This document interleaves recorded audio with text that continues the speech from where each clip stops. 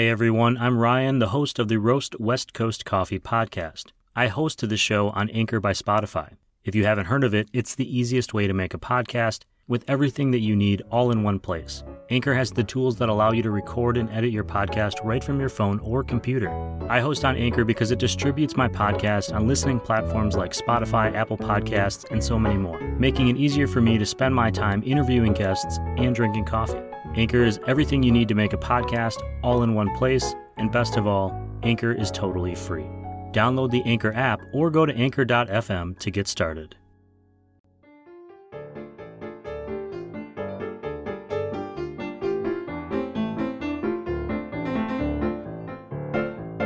Hey, good morning, everyone. Welcome to Season 6, Episode 6 of the Roast West Coast Coffee Podcast. I'm Ryan Wolt, and this is the show where I bring you the stories of coffee professionals, entrepreneurship, and coffee education. Today, we're getting coffee smarter with returning coffee expert Ryan Sullivan. He is the Director of Coffee Operations at Moster Coffee Company. And I recently spotted him out in the wild at Coffee Fest LA, which is a combination of coffee education sessions, many geared at those looking to open their own cafe or advance their own coffee skills, as well as a vendor expo, which is where I spent most of my time, checking out some new coffee innovations like the barista robot arm and the rolling robot waiter. To all my fellow baristas and servers in the world, trust me, your jobs are safe for now.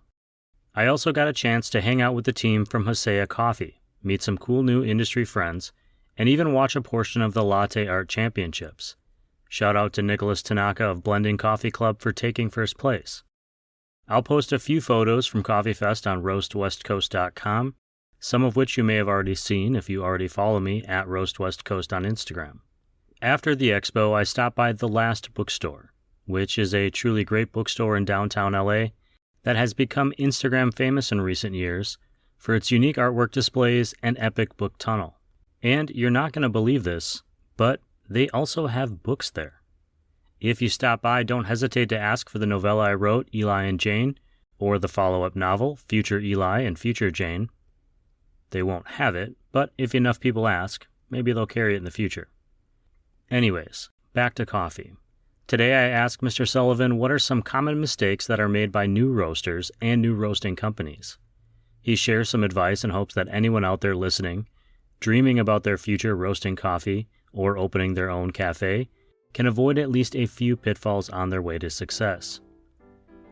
I'm drinking a coffee today, specifically an AeroPress brewed Moster Ghost Bear blend, in a green mug with my own face on it. What are you drinking? Is it in your favorite coffee mug? If so, I want to see it. Tag me in a photo while you're listening to this Coffee Smarter episode of the Roast West Coast Coffee Podcast, featuring Ryan Sullivan, Director of Coffee Operations at Moster Coffee Company in San Diego.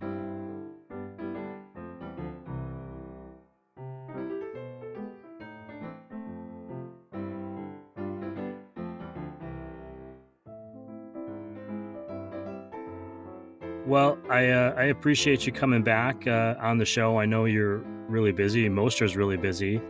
Your whole team, I imagine. You've got an anniversary coming up at Bankers Hill. You've got your overall Mosterland event, anniversary event coming up. What on earth made you think that you wanted to do a podcast for 45 minutes today?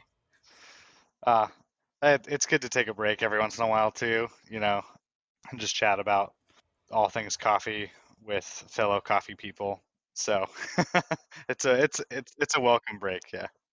I feel honored to be considered in that category. And I have a very big question for you today. But before I ask it, I'm wondering what it is you've been drinking lately and if anything has stood out to you that you want to shout out on the show. As in coffee from Moster, are we going back to whiskey and bourbon? Sure, let's go coffee with Moster to start. All right, cool. Yeah, we actually just, so every year we try to bring back the coffees that we submitted for our 2020 Micro Roaster of the Year win, and we just cupped some samples early, or I should say late last week, early this week, of the Ethiopian coffee that we submitted, and it was fire. It's probably the best that's tasted in the past few years. So that was great to try again. But I think as great as that coffee was, it was probably a little bit overshadowed by these Kenyan coffees that we just bought. So I'm pretty stoked. I think they're probably some of the best Kenyan coffees that I've cupped in recent memory for sure. When you say you bring them back, you're essentially saying you're bringing back coffee from the same kind of farm, same place, same source. But it's not like it's the same coffee because the weather's been different, the shipping has been different, timing is all different. Is your goal to try to match it to what you guys did in 2020 when you won that award, or is the goal to just get a great coffee that is its own thing, but essentially a callback, a nod to that success? Yeah, I think the latter to what you said. It's it's great to have the callback. We're never expecting a coffee to taste like it did last year because that's just not how agricultural products like coffee work. And even if the green was really similar, like maybe we've done something different with our roast profiles or anything in that realm, can really have some of those like chain reaction effects. So for us, yeah, just great coffees. And I think one of those things as like a coffee buyer that you at least look forward to is when you find those great cooperatives or farms or groups or whatever it is that you're working with to buy coffee through, that consistently year over year they are producing a great product. And so like we're just like, hey, like let's see what 2022 has to offer. And yeah, we're never able to do that super fair comparison of like, okay, well, the 2020 was the best we've ever had, but we couldn't compare 2020 coffee to 2021 or 2022 because it would get faded or aged and wouldn't be a great comparison. But from what I remember, these are some pretty stellar new crop coffees. It's an interesting thing that Moster does with some of your core coffees. You brand the coffee itself, like Space Ghost, I think is the right name for the coffee you use in your Space Bear, espresso. Space Bear, excuse me. yeah. Space Ghost was a cartoon. Apologies. So we have Space Bear and we have Ghost Bear. So Space Ghost Bear. Bear is an iteration of Ghost Bear, which is our staple espresso. Got it. Okay. So, but by doing that, you're branding that coffee that people are ordering or buying through multiple batches. And so, as a customer, if it all of a sudden is changing, tasting different when I come in, how aware do you think customers are that that really is potentially a different coffee? It could have been, maybe they came in the fall and they came back in the spring or whatever it was. Do you think that impacts how people feel about you, or do you think your customers are aware enough to understand that coffee is a changing product? Because I don't know that I understood that for at least several years after starting to drink craft coffee. Yeah, I mean, I would definitely say people can always be more aware, including myself and Nick and on our entire team. Like, it is hard when you are expecting one product and you end up with something a little bit different. And, especially if you're remembering even just the same coffee, right? Like I said, this Ethiopian coffee, like, okay, like last year was great. Is this year better? Maybe not. I think well, it depends. I think with certain blends, Ghost Bear being one of them, it's a pretty versatile profile that we're aiming for. So we do carry a couple of the components all year round. It's probably two or three of the only coffees that we carry all year round. Um, and so we just have to buy enough of them to last us. Uh, and generally speaking, those coffees do carry very, very, very similar flavor profiles and attributes consistently. It's those seasonal components that, like, okay, we're not going to have a Guatemalan coffee all year round. We're not going to have this Colombian coffee all year round, or this Ethiopian coffee. So I think what we really try to do with Ghost Bear and a couple blends in particular is we're aiming for general roast profiles and cup profiles. Through that, we're able to manipulate ratios. So like how much of this coffee is in the blend at this point in the year versus a different point in the year. And then through roast manipulation, we're able to pretty closely match that. I would say it would be hard to distinguish in like our staple blends like Ghost Bear and like just our house blends. It would be hard to distinguish one seasonal iteration of Ghost Bear from another, because I feel like we're pretty dialed in to making those adjustments. Other coffees though, I think, well, at least in our like online descriptions and the verbiage that we give to the staff, like we try to be very forthcoming with like, hey, like just to start off, this year's version, right, or this iteration of, to just preface like, okay, whatever you bought in the past, this is not the same as that. So just trying to again preface like before you get into this coffee, take the expectations that you had from, if you had it before, maybe it's similar, and we would probably say that in the description, or like, hey, this is totally different. As a coffee drinker, that it feels to me like a good reminder to be more present while I'm drinking my coffee and less predicating my experience on expectation, which is something that I do regularly, especially at home where I often buy the same coffee kind of consistently, and I feel like I know that coffee. I did that this morning actually, and it's one of the reasons I'm asking these questions. Where I had been gone all summer, I went and bought a bag of coffee this week, brewed it up the same way I always do, and I took a sip and went, "Oh, what's going on here? This is not Mm-hmm. what I was thinking I was getting." And it wasn't bad or anything, but it definitely kind of threw me for a second. And then I was like, "Oh no, it's been like at least 3 months since I've bought a bag of this coffee. Things have changed. I need to remember that as a customer." What you just said about how you guys are pretty dialed in with the seasonal changes in this coffee, Ghost Bear. Is it harder to roast to a profile when you're starting? Like that coffee already has an expectation built into it because it's been around for a while. Your customers already are understand it or know it or regularly get drinks with it. Is that more difficult to purchase and to order to, or does that actually help by giving you a framework, a goal that you're trying to meet instead of just trying to get to this mythical, the best the coffee can offer? Yeah. Again, I think the latter there, being that like we know certain coffees with certain profiles work really well, and we know that those coffees are available in whatever seasons and type months of the year. So we're looking for coffees that exhibit these things when we're trying to source those seasonal components of the blends that we're looking for.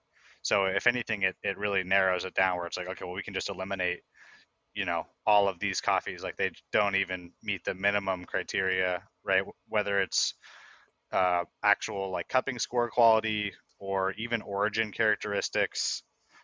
We're not putting in our staple blends, we're not putting weirdly unique processed coffees. We're putting like very typical coffees that are typically representative of the country, or region that they're from. So if it's an Ethiopia Yirgacheffe, we're looking for like, what are your standard Ethiopia Yirgacheffe type coffees? Those are the ones we're looking for. Anything that kind of falls outside of that realm, whether it's like an anaerobic process or whatever it might be, we're like, okay, cool. That coffee might be great on its own, but it's not going to work for this. Sure. Yeah, that idea of blending it seems like simultaneously like a fun, creative way to work with coffee, but also I think more challenging than someone might expect. If anyone is at home right now and they have a couple of bags of random coffee, try throwing it together into your grinder and making it and seeing if you enjoy what comes out. Because I would venture that it takes quite a bit of practice and repetition to find that blend that is consistently good for you. Yeah, I think even like you were saying too, like it's been a few months since you'd purchased that coffee, but we were just doing some exercises, preparing for the Golden Bean competition that's happening this weekend, and some of our staff were pulling shots for us, and we were debating between some fresh coffees and some older coffees, a fresh roasted versus older roasted coffees that had had time to degas for espresso. And I think one of our team members had grabbed a bag and started pulling shots, and it was the grind size was just like completely different than all of the other coffees we had been using. And then I looked at the bag and I was like, oh, this coffee's 2 days off of roast. And they were like, so? And I was like, well, go grab the older bag of that same coffee and pull a shot.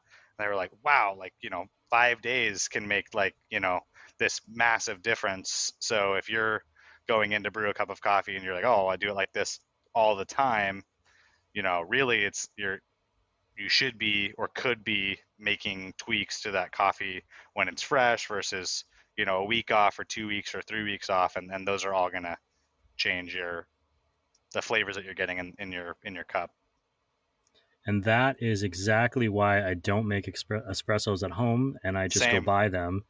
Yep. Because I'm not thinking that intelligently in the morning. I'm just making coffee. Yeah, no, I refuse to make espresso. Yeah, I'm not doing it at home anymore. We're trying to, which all leads me into the topic that I asked you to think about for today, which is new roasters. What are some common mistakes that new roasters make, and how can they learn from your experience, from other roasters' experience, and maybe speed up that time where they're regularly making mistakes? Is that a fair question to ask? I feel like it's pretty broad. Yeah, it is. It's fair, but it is broad, and definitely my own personal experiences and opinions might not line up with someone else's. But I think speaking as like from a green buying perspective for new roasters and a little bit from just like roasting philosophy, I think a couple of the big things or maybe key things to be aware of is don't try to be bigger than you are, meaning that like you come across a great coffee and you're thinking, okay, well, we're growing quickly, we can probably go through x amount of bags, which are 60 kilogram to 70 kilogram bags of this coffee once this next cafe opens or we get a couple extra customers in the door. And I've definitely been guilty of this mistake, but yeah, overbuying coffees is a really common mistake, and especially as a new roaster or really any small business, like cash flow is king. So being really aware, because once you contract those coffees, I mean they are yours, and they don't taste good forever. So if you can't move through them quickly enough, then you're putting yourself in a really tough spot. And then you're trying to offload that to your customers, and you're not putting that best foot forward of like, we're trying to show you, as you come through our doors or buy our bags online, that like we serve you great coffee, but you're trying to offload older coffee that has faded notes and things like that. I think that's definitely a really big thing to watch out for. What about somebody who's kind of really getting started and it's their first time using a larger scale roaster, like larger than sample roasting? What are some hiccups that they might hit in that process? And I should preface that by saying, I'm not a roaster, so this is a little bit based on just what I've learned from talking to other people. But sample roasting, say in small 1 pound batches, I mean, I can go on Amazon and buy a sample roaster right now, but it seems like there's a pretty big jump from that to even a 5 pound machine or 10 pound machine that is more for commercial use. Yeah, I mean, I can't speak too much to like the actual roasting philosophy. I would say that really, I mean, a couple just really important things: cup everything that you roast, and cup it blindly, because you just never know what you're going to learn when you don't know what you're tasting.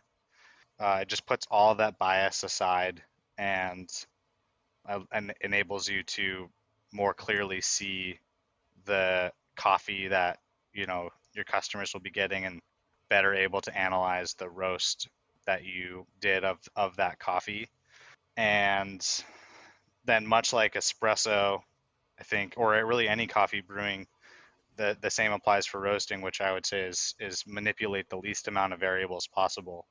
So there's always a chain reaction, especially in roasting. So like you want to do a longer roast, that's going to stretch out all of your different phases of roast, and it's going to change some of those things. But like if you want to experiment with charge temperature, then keep as the best of your ability, keep the other things the same. So keep your rough duration of time the same, keep your finish temperature the same, keep your development ratio the same, so that you can really see the effect of that charge temperature or discharge temperature or development percentages or anything like that.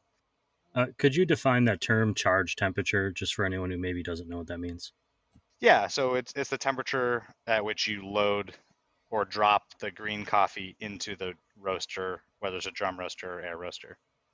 Right. So you're preheating that just like you would baking a Yep, cake in the oven. The correct. charge temperature is where that coffee is. And the coffee isn't necessarily preheated, it's at the temperature that it was at, stored at, essentially, right? Yes, correct. Yep. So yeah, preheating your oven to 400 versus 425 versus 435, and you're baking a cake in that oven, it's all going to lead to different results. That actually is, I mean, this was when I was chatting with your colleague, Nick Bill Berardi, and he had mentioned that at the roaster competition, they're using these roasters that he hadn't necessarily worked on before, or even your own. That really, to me, spoke to the ability to be flexible and to adapt in the moment. Because even I know that I have a bunch of recipes at home I like to bake, but the oven I have right now is not great. It came with the apartment, and it has not been replaced in many years. So I know that if my recipe says 350, I actually need to adjust that to 365 or 375 in Yep. order to have the same timeline, or I have to adapt the timeline more. And I would imagine as roasters, you're dealing with a lot of that as your machines get use and your machines adapt. Um, I guess I kind of think of the machinery as a living entity to some extent, and maybe that's just a romantic side of me. But I'm just wondering if you would agree with that, or if that's maybe just me projecting. No, I mean, I think that's definitely spot on. 350 in your oven might be 360 or 362 or, something like that in someone else's oven, and then you have, to make it more complicated, like if you cook on a stove, it's like, the actual heat output of the stove, right? High isn't just high on a burner. It's like, what's the actual, like, like butane, like how much like literal heat is being displaced by the stove top. So roasters have the same thing. Every roaster is different, where the heat is applied, what the drum, is made out of, or the thickness of the drum versus like, do you have a, kind of not very deep but taller drum, or do you have a deep drum but it's a little bit shorter in height? All of those things can definitely affect what you're doing, and I think that's just repetition, and it's really just getting in touch with your equipment. So many variables. Earlier, you had spoken a little bit about blind tasting. I'm wondering if you could explain to me how you would go about setting up a blind tasting for yourself, especially because I would imagine, at least in the beginning, a lot of people are working alone or they're Yeah. learning on their own, right? So, how would you go about setting that up for yourself if you had several coffees to try? Yeah, so I mean, I think it really only works if you have several coffees, because if you all you roasted was Brazil yesterday, then you know that that's all that's on the table. So few coffees definitely helps to cup with other people's coffees, whether they're similar or dissimilar to the coffee that you are cupping. But basically, so like what we do is we take measured amounts. So for example, like we typically cup at least 2 or 3 bowls of every coffee that we roast, and we do 12 grams of coffee per bowl.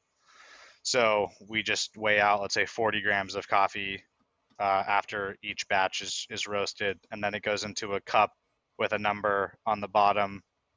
And then if you're trying to be blind when you go to set up your cupping, basically you can just mix those cups up so they're not in numerical order, but you have the sequence that you roasted. So if you roasted, let's say, 10 coffees, 1 through 10, but they're jumbled up on the table, 2, 5, 8, 9, 1, etc.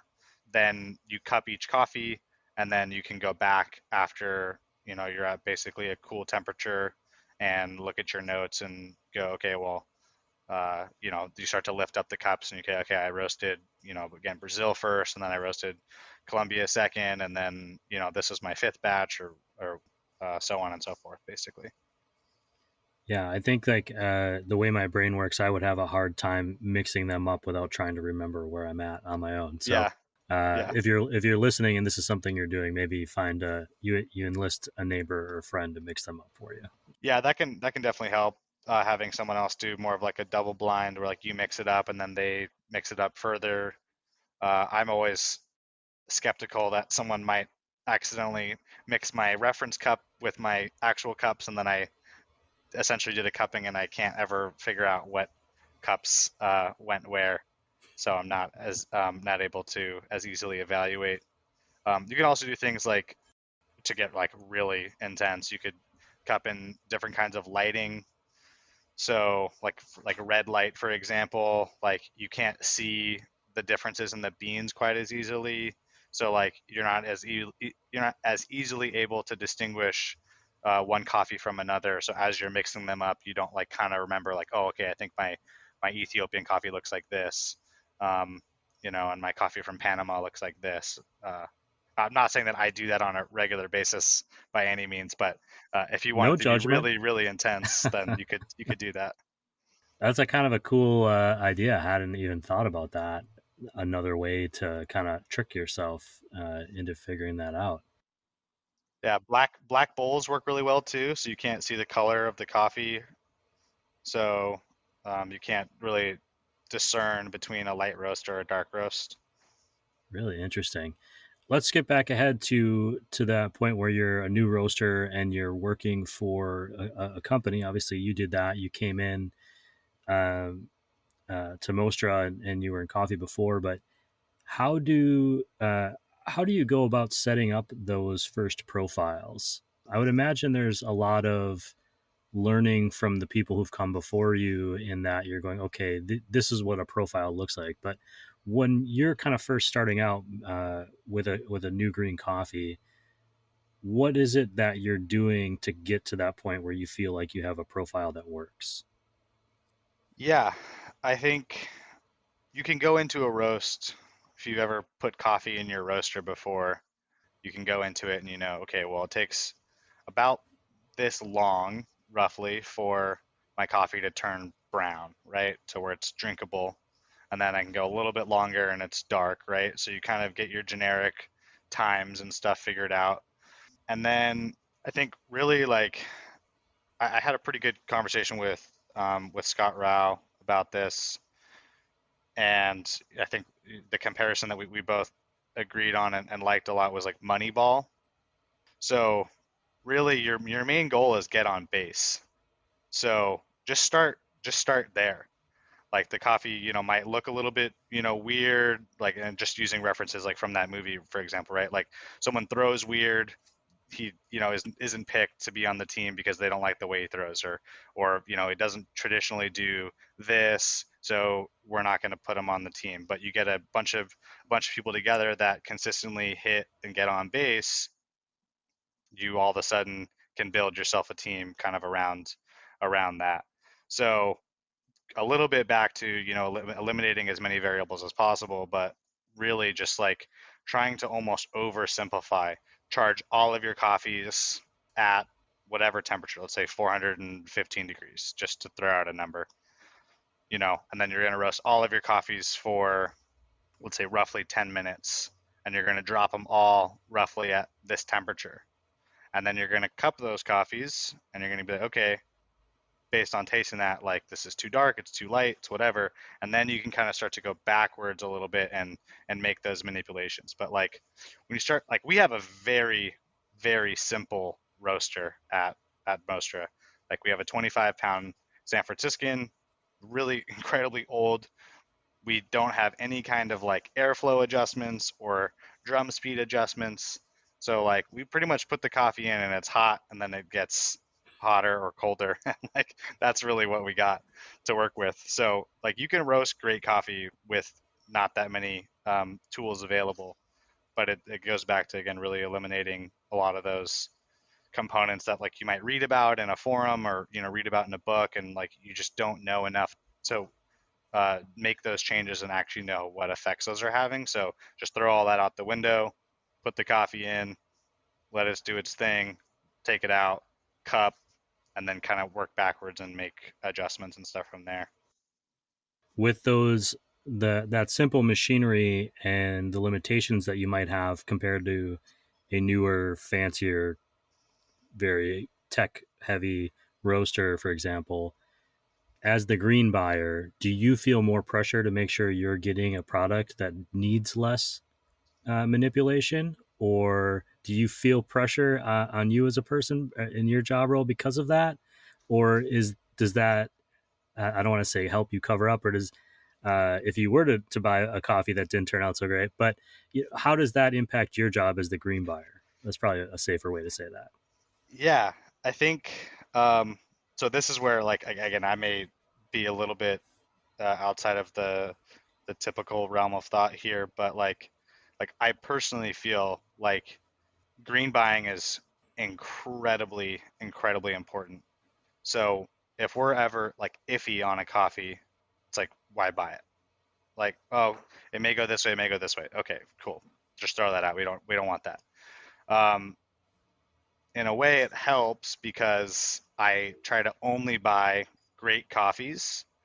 But what I what I look at is like as great as a roaster, you know, um, Nick might be, or anyone else might be on our team. You can't take a bad product and perform like this magical act during the roasting process and make it taste fantastic all of a sudden. You have to start with a great product, and then you can make it a little bit worse, or you can make it a little bit better. But you're operating in this very narrow, realm where it's like, okay, I didn't quite nail it, but luckily my green coffee was still fantastic. Therefore, my coffee still tastes pretty good, but I know I can do better. And I think a good example of that is the number one coffee from the Panama Geisha auction a few years ago. A lot of roasters submitted that coffee to coffee review, and same coffee, right? All from different roasters. Most of the roasters got like I think a 97-point score on that coffee, and then I think Dragonfly scored a 98. And if you read the review from Coffee Review, they're like, we've cupped this coffee from all these other roasters, but something about like this roast just was that little extra bit better. And they're, I think at the time, I don't know if they still are, but they were the only ones to ever get a 98 on Coffee Review. So I don't want to cast dispersions or doubt, but maybe the reviewer had a really good donut that morning. yeah, You never absolutely, really. that could totally be it. Yeah. Let's talk about something much more important today than coffee, which is what's the best whiskey you've had since the last time I spoke to you earlier this year? Oof. Um, And I should tell you that while I was traveling, I brought back one bottle of whiskey for every week that I was gone, okay. and not all of them made it back. Okay. I don't try new whiskeys too often. I don't know if you can see over here. This is some Oh boy. of my whiskey. um, some of your whiskey. I like it's that. actually unfortunate. Oh, maybe fortunately for me, a very small um, amount of it. But I just really love. Like I think I mentioned this last time. Like I really love Wild Turkey products. So Russell's Reserve 13 is a Wild Turkey product. The second batch of it just came out, and last year's batch was great, and was able to get a bottle of the second batch. So That's probably the new one for me. Would you call yourself a collector, or are you drinking all these coffees or these whiskeys? Yeah, yes and no. Definitely collect. They say that you should be a little bit liquid in your assets, and my assets just happen to be liquid.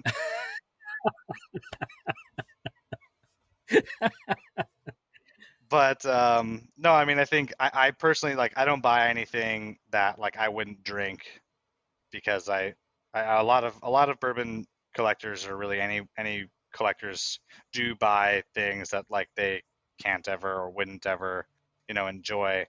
I think like my thing is like, look, if everything went really poorly and the bourbon market crashed and no one liked bourbon anymore except for me, like I would drink every bottle that I have and I would really enjoy it. And then if one day, I look up the value of a bottle and it's worth more than it is worth for me to drink, then great. But I'm not counting on that. Sure. My only warning would be that in the early to mid 1990s, I was a big baseball card collector, and that was my retirement plan Hmm. as a teen or Yeah. a young man, and it has not worked out quite the way I anticipated. Yeah, you gotta wait for those swings, right? Like Pokemon cards had a big swing, and you could probably retire off a select few Pokemon cards if you happen to have them. I'm sure there's always a select few. Unfortunately for me, I can't drink the baseball cards that I still have, Yeah, definitely. and Yeah. you can. Ryan, I greatly just appreciate your time. I know you have a pretty busy fall schedule coming up at Mostra. Is there anything that I missed today, or I should have asked about what's going on at Mostra that you wanted to share? Yeah, I mean, Mosterland's a really big party that we throw. I think kind of just like an homage to everything we do as a company. So it's a lot of beer from, collaborations that we've done that year, great coffee, a little bit of entertainment, also just a big group of people and just getting to hang out and meet or see, new friends, old friends. That's really the big thing we have coming up, other than new coffees, which I alluded to earlier. So yeah, we're just plugging away. Maybe a regional competition to see if we can get into the national round again for 2023, but yeah, TBD. Well, we'll keep an eye out for those Kenyans. Do you have to make appointments to talk to Nick now that he's back from the World Championships, or? Yeah, it's kind of annoying actually. Yeah, it's like a secretary and they got to vet you. Yeah, no. No. Well, I appreciate you being here. Thank you for coming back this season, and I'm looking forward to Mosterland. I'm planning on being there, and for anyone listening, make sure we link to that. Thanks, Ryan. Cool. Thank you.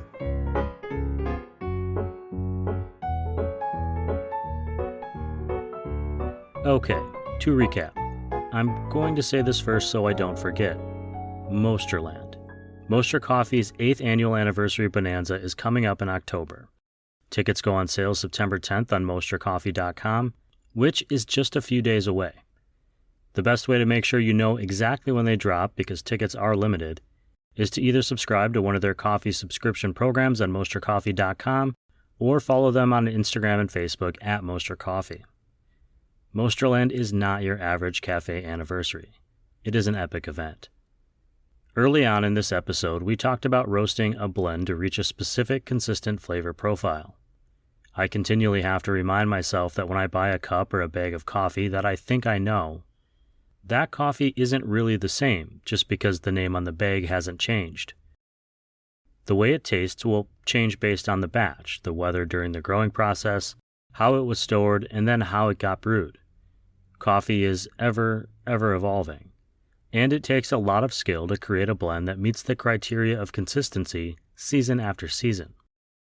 Roasters that are shooting for a target flavor profile can help minimize the changes in their search for consistency by accounting for the flavor of the green coffee beans and by adjusting controllable roast variables, things like time and temperature. Some of Ryan's lessons for new roasters include: Don't try to be bigger than you are. Avoid overbuying green coffee. Cup everything that you roast, and cup it blindly if you can. Be flexible in order to adapt to variables in the coffee that you may not expect. And finally, focus on quality when buying green coffee beans, because you can't take a bad base product and make it fantastic. You can only make it a little bit better, or a lot worse. We did stumble across one new coffee vocabulary term today: charge temperature. It is the temperature at which you drop green beans into the roaster drum. It's kind of like pre-baking your oven. Moisture Coffee has 3 locations around San Diego, and I'm going to link to those maps on roastwestcoast.com.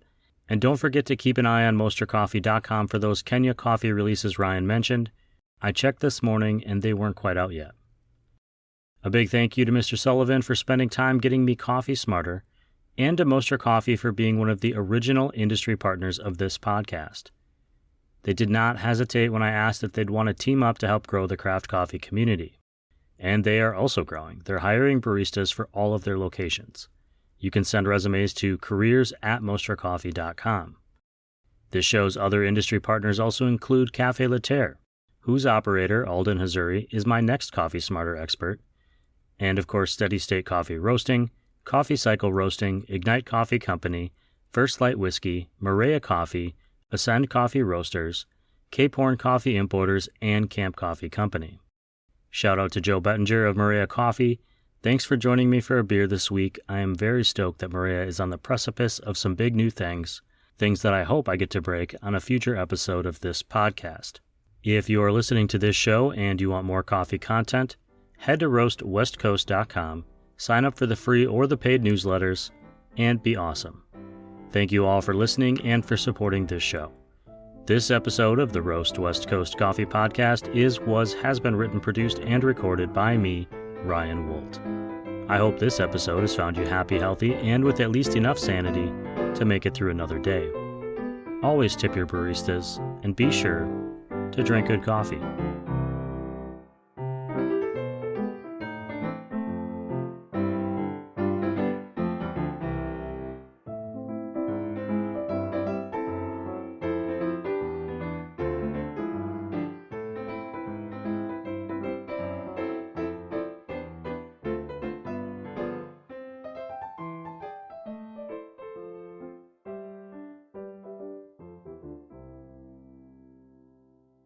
For those of you who heard about the job at Moisture and thought, oh, yeah, I'm interested in that, Moisture Coffee is a woman minority, veteran, and immigrant-owned micro-coffee roaster based in San Diego, California.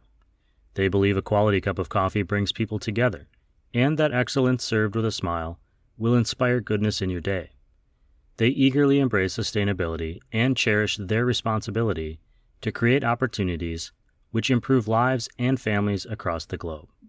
They're driven by innovation, by pushing the boundaries of what's possible in coffee, beer, and creativity, because the best performances offer the best of life. They currently have part-time barista positions open at all locations. Barista or specialty coffee experience is preferred, and lead or supervisory experience is a plus. If you are interested, please send your resume to careers@moisturecoffee.com today.